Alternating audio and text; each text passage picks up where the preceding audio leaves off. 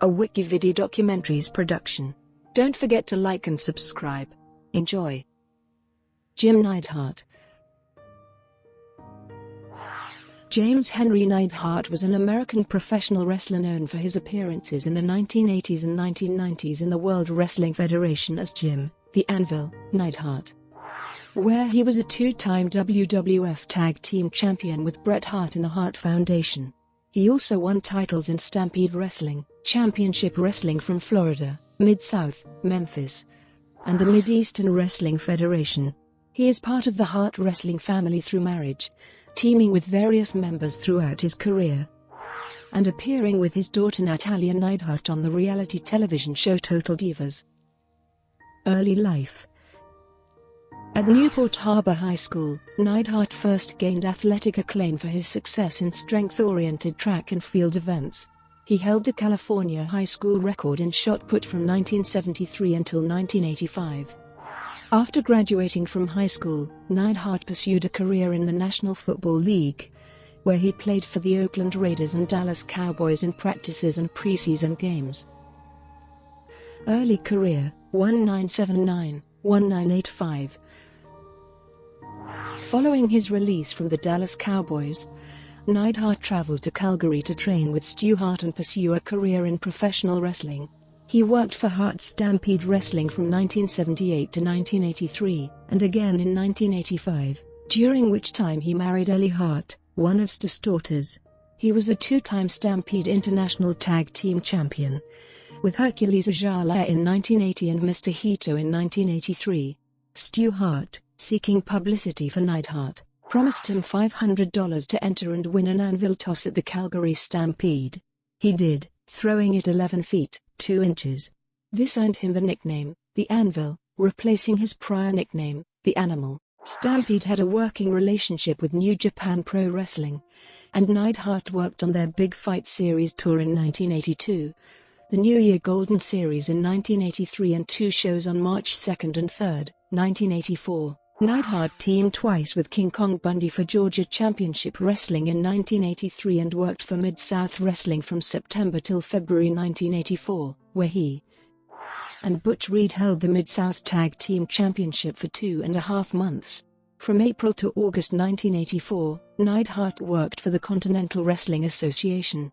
He then left for Championship Wrestling from Florida, winning their versions of the NWA Southern Heavyweight and NWA United States Tag Team Championship, before leaving for the WWF in January 1985. The Hart Foundation, 1985-1991.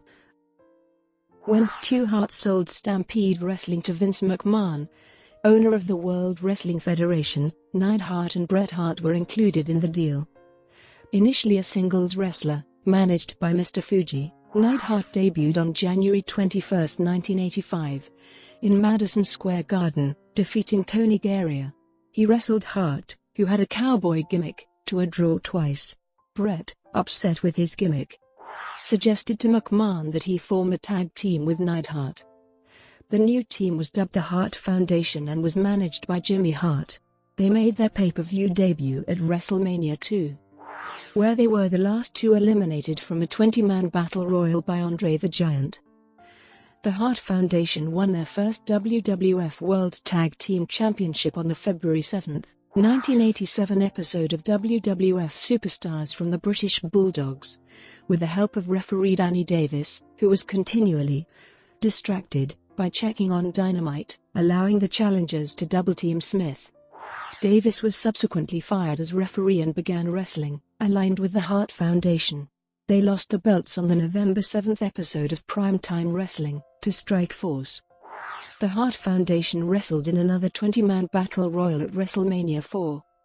Bad News Brown attacked and eliminated Hart to win. Neidhart eventually joined Bret's side in the feud with Brown, causing a rift between the team and manager Jimmy Hart. This led them to fire him, and before starting a feud with the Fabulous Rougeau brothers, in the fall of 1988, Jimmy Hart began managing the Rougeaus. The Hart Foundation unsuccessfully challenged Demolition for the tag title at the 1988 SummerSlam, when Axe hit Hart with Jimmy Hart's megaphone for the pin.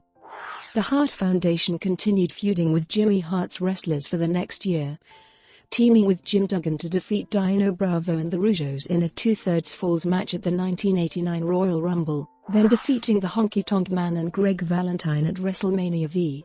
In April 1989, both Hart Foundation members began wrestling singles matches at house shows. Neidhart also had a few shots at ravishing Rick Rude's Intercontinental Heavyweight Championship in August. The Hart Foundation reformed full-time on March 24 in Las Vegas. At WrestleMania V in Toronto, they defeated the Bolsheviks in 19 seconds. They started a second feud with champions Demolition, who at this point added Crush. At SummerSlam 90 on August 27, the Hart Foundation won the title for a second time in a 2/3 falls match.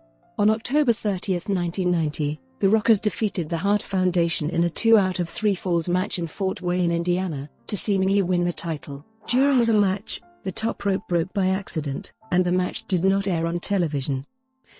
The Rockers defended the WWF Tag Team title against Power and Glory on November 3, 1990. Shortly after November 3, the WWF decided to not air the title change and that the title would revert to the Hart Foundation. In his book, Shawn Michaels claims that the Hart Foundation had politicked to keep the title. The WWF has never officially recognized the Rockers' reign. The Hart Foundation reigniting their feud with Jimmy Hart via his team, Rhythm and Blues. Jimmy Hart once again cost the Hart Foundation the belts at WrestleMania 7, in a match with his new team, the Nasty Boys, when he distracted the referee, allowing Sags to knock out Neidhart with his motorcycle helmet. Hart and Neidhart again split up, though they reunited for a title rematch with the Nasty Boys on the July 29 Primetime Wrestling, losing by disqualification when Bret hit both champions with a helmet, again introduced by Jimmy Hart. Neidhart also commentated on Wrestling Challenge alongside Gorilla Monsoon and Bobby Heenan from March until August 1991. The new foundation, 1991, 1992. He returned to TV action on the November 9 edition of Superstars of Wrestling against Ric Flair, who continued to apply his figure 4 leglock after winning the match, beginning a series of Flair vs. Neidhart matches that have continued into a second generation. While hobbling away to the back, he was attacked and further injured by the Beverly Brothers. He was thus replaced in the 1991 Survivor Series by Sergeant Slaughter. He returned on the December 1 edition of Wrestling Challenge, teaming with Owen Hart as the new foundation, defeating Barry Horowitz and Dwayne Gill, clad in bright parachute pants with checkerboard designs. The new foundation's highlight was a win over the Orient Express at the 1992 Royal Rumble. Aside from one match against the Barbarian and Warlord, they wrestled the Beverly Brothers exclusively at house shows in 1992. He was fired on February 16, 1992 after refusing to take a drug test and throwing a television monitor backstage. ECW, New Japan and WCW, 1992, 1993. After 3 matches in Eastern Championship Wrestling, Neidhart had 3 tours with New Japan Pro Wrestling in 1992. The G1 Climax in August, the Super Great Tag League 2 in October and Battle Final in December. He debuted for World Championship Wrestling on the May 15 episode of WCW Worldwide, beating a jobber. After defeating another jobber on the next episode, Neidhart teamed with the Junkyard Dog for the next, again beating jobbers. Neidhart and the Junkyard Dog beat Paul Orndorff and Dick Slater by disqualification on the June 5 WCW Saturday Night. 11 days later, he beat Shanghai Pierce in a dark match before Clash of the Champions 23. After losing to Max Payne at a house show in Kokomo, Indiana, on October 7, Neidhart left WCW. On November 13, 1993, Neidhart wrestled the Sandman to a no contest at ECW's November to Remember in the ECW Arena. Reunion with Owen Hart, 1994, 1995. Neidhart returned to the WWF at King of the Ring in 1994 as Bret Hart's cornerman for his WWF World Heavyweight Championship match defense against Intercontinental Champion Diesel.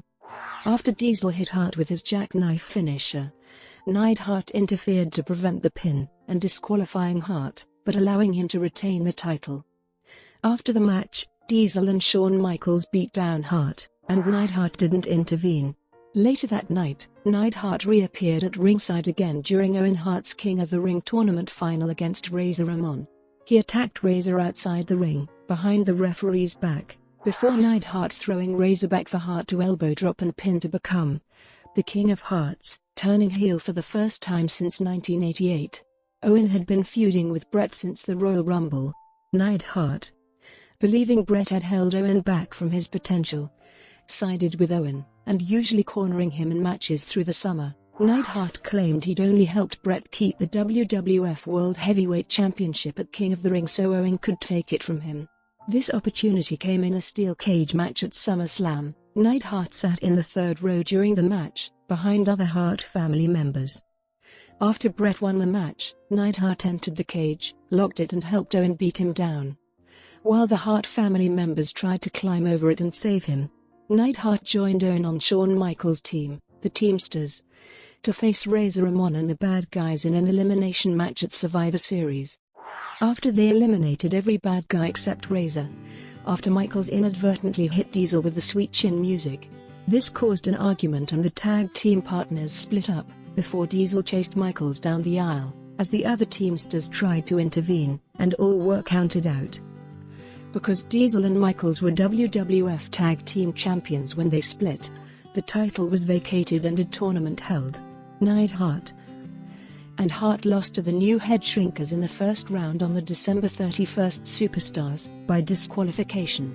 By the time it aired, Neidhart had left the WWF. Bret Hart wrote in his autobiography that the original plan was for Owen and Neidhart to win the tournament and the WWF Tag Team Championships, but Neidhart was officially fired due to no-showing events. Owen wound up winning the WWF Tag Team Championships at WrestleMania 11 with new partner Yokozuna and years later with fellow brother-in-law the British Bulldog.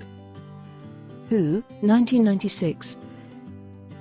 On the July 6, 1996 Superstars, he returned as the masked heel Who, a gimmick designed for commentators Vince McMahon and Jerry Lawler to make Who's on first style jokes during his matches.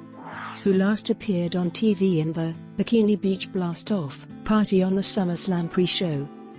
His last match was a win over Alex Porto in Miami on September 12. Neidhart wrestled for New York independent promotion Ultimate Championship Wrestling against Tatanka, his brother-in-law Bruce Hart, King Kong Bundy, and Marty Jannetty. The Hart Foundation reunion and departure, 1997. Neidhart returned to the WWF on the April 28, 1997 episode of Roy's War, and attacking Stone Cold Steve Austin and reuniting with Bret and Owen Hart as part of the new Hart Foundation, a stable of Canadian sympathizers, also including Davey Boy Smith and Brian Pillman. On July 6 at In Your House 16, Canadian Stampede in Bret's hometown Calgary, the Hart Foundation defeated the American team of Stone Cold Steve Austin, Ken Shamrock, Goldust, and the Legion of Doom. Neidhart was part of Team Canada at Survivor Series in Montreal, teaming with the British Bulldog. Doug Furniss and Philip Lafon defeated Team USA Vader, Goldust, Marvelous, Mark Mero, and the debut of The Lethal Weapon, Steve Blackman. After Bret and Davey Boy Smith left the WWF on bad terms because of the Montreal screwjob at Survivor Series, D-Generation ex-leader and WWF champion Shawn Michaels offered Neidhart a spot in the group on the November 24 episode of Roy's War. Neidhart accepted, only for it to be revealed as a setup as the group assaulted Neidhart at the end of the show. The following week on the December 1 episode of Roy's War, DX member Triple H defeated Neidhart.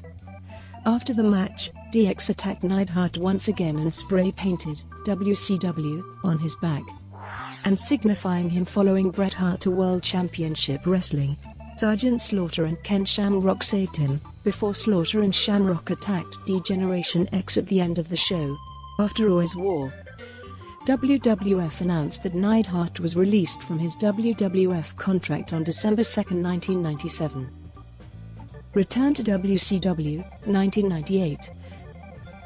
In January 1998, Neidhart returned to World Championship Wrestling, where he formed a short-lived tag team with the British Bulldog, who also departed from the WWF following the infamous Montreal Screwjob. Although this was his first true big money deal, they were rarely utilized by WCW. They achieved little in-ring success, and he was eventually released and returned to the independent circuit. His final match for WCW was on the September 26 episode of WCW Saturday Night, where Neidhart and the British Bulldog lost to Stevie Ray and Vincent. Later WWE appearances: 2007, 2013, 2018.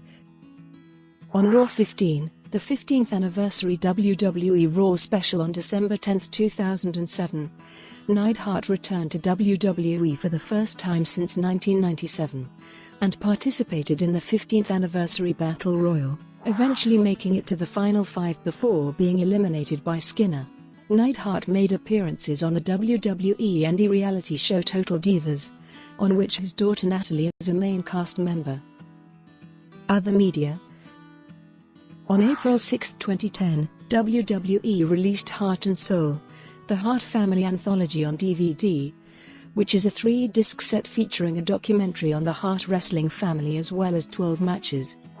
Neidhart's daughter Natalya is featured as a main cast member on the reality show Total Divas, and he made appearances on the show along with his wife. Personal life. Neidhart and wife Ellie have 3 daughters, one of whom, Natalya, is a professional wrestler under the ring name Natalya, currently signed to WWE. Neidhart was arrested on September 6, 2010, and charged with 2 counts of possession of controlled substances with intent to distribute, 2 counts of trafficking illegal drugs, 1 count of burglary of an unoccupied dwelling, and 1 count of third-degree grand theft for property stolen between $300 and $5,000. He was arrested after becoming aggressive with police after ingesting multiple pills outside a gas station. In March 2012, he was sentenced to 5 months and 29 days in jail. During his sentencing, he was arrested and held in contempt of court. Neidhart completed 2 stints in rehabilitation paid for by WWE. Death. According to TMZ, Neidhart's wife Ellie told investigators that on August 13, 2018, he was having problems sleeping and got out of bed to adjust the thermostat. As he went to touch it, he turned weirdly as if he were about to dance, then fell against the wall and ground. She immediately dialed 911, believing he was having a seizure, something for which he took medication. He had a 4-inch-long gash on his face when EMTs arrived. He died at the scene at the age of 63. According to the Pasco County Sheriff's Office, the fall killed him. At the time, he had early-onset Alzheimer's disease. Brought to you by WikiVidi Documentaries. Would you like to know more?